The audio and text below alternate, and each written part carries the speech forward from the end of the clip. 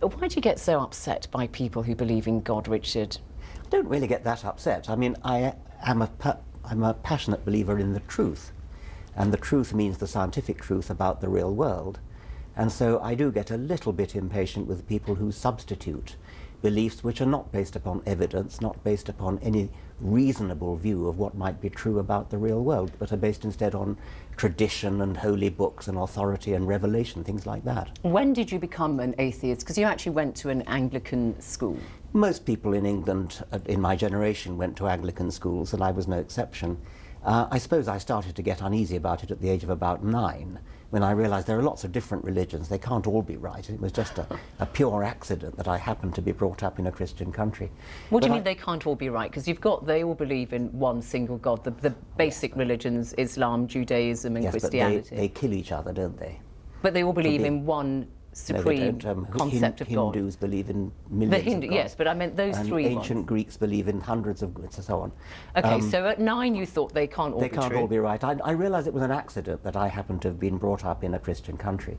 But then at about 15, I had pretty much given up Christianity, but I still believed in some sort of vague design principle. And then I learned about evolution and Darwin and realised that there was really absolutely no reason to believe in any kind of supernatural things, and so I gave it up completely at that point. How influential do you think your parents' thinking was? Because they were interested in science, weren't they? Natural science. My father, who's just died, was educated in science, and my mother too was still alive. She is interested in scientific things, interested in the natural world, and so I had a good scientific upbringing from my parents, and at school, and above all at Oxford.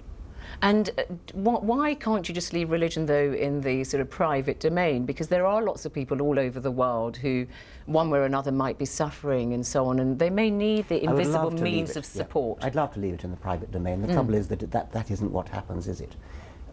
We have 26 bishops in the House of Lords, we have government-supported faith schools, we have people going to war over religion, killing over religion, suicide bombing over religion. The religious people do not keep it to themselves. They do impose it upon the rest of us, and therefore it's not a question of live and let live. I'd be happy to live and let live if that's what the majority of religious people do. And do you think that if the population at large, the public at large, were to have a better understanding of science, that they'd all become atheists like you?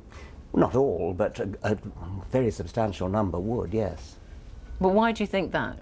Well, if you look at, for example, the National Academy of Sciences in America or the Royal Society in Britain, which are both elite bodies of scientists, about 90% of both those bodies are atheist or are non-believers.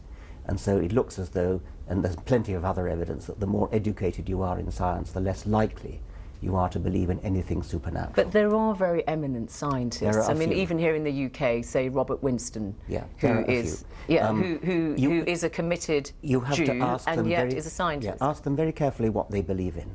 There are some who really do believe in virgin birth and things like that. But usually you'll find they believe in some sort of it's rather a good thing that people should believe in religion. Even if they don't, they sort of vaguely support religion. Or they believe in some sort of vague great spirit that lies at the base of the universe or something. It's very seldom that if you actually pin them down, they really truly believe in miracles and that sort of thing. And you've taken it on yourself. I mean, you've written several books about science, and your most recent one, The Magic of Reality, which how we know what's really true, where you try to explode certain myths, in particular look at, for instance, evolution and so on. I mean, do you see it as a mission for yourself, that you want to educate people better about science? Of course I want to educate people about science. The Magic of Reality is a book for young people. It's a book for children. It's nothing to do with religion, except insofar as science automatically is antipathetic towards religion. But it is a book of science for children, for young people. And it covers a number of different scientific questions, like what is a rainbow, what is the sun, why do bad things happen, what is an earthquake, who was the first person. These are all chapter headings, and each chapter begins with myths, but then it goes on to the real science, which is the meat of the chapter. That's what it's supposed to be all about. And do you lament the fact that the general public, on the whole, finds science quite baffling and don't know very much about it? Well, I'm not sure that they do. I mean, I think that there's great appetite for science, and you can see this in the enormous audiences that David Attenborough gets for his natural history programs, for example, which are beautiful. That's here in the UK, especially, programs. yeah. That's in the UK, but also widely spread over the world as well. So I think that there is an appetite for science, and people are intrigued by science. There may be a feeling that science is difficult, and to some extent it is difficult, but you can still appreciate science without actually getting into the difficult details. But do we really need to know, I mean, for instance, how, I don't know, if you're an iPod user or something, do you need to know how it works, or a mobile phone or whatever, in order to appreciate it? Why does it really matter intrinsically for its own sake? You don't quite have to know, but I think you'd have to be a pretty dull sort of person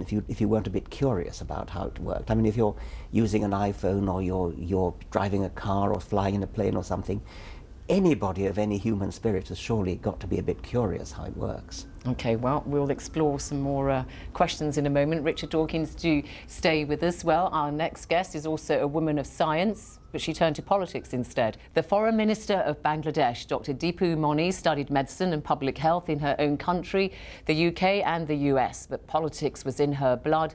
Dr. Moni's father was a politician in Bangladesh, and that, of course, was formed from what was then East Pakistan in 1971. She's one of the